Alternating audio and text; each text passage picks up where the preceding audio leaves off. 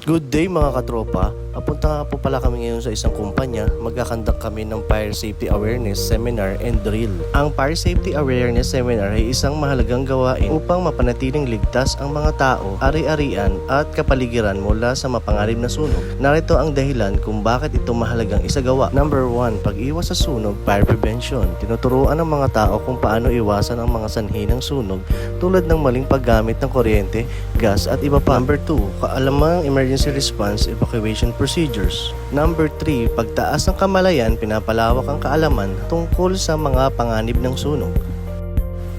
O, di ba? Ang dami. Nagpapasikat pa. Ayaw, ma. Shout out daw siya.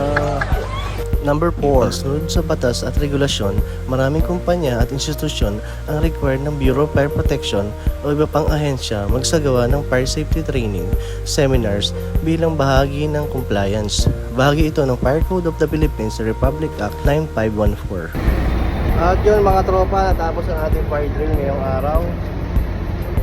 Ayun, successful naman ang ating fire drill dito sa Pop Ice, yung company nila.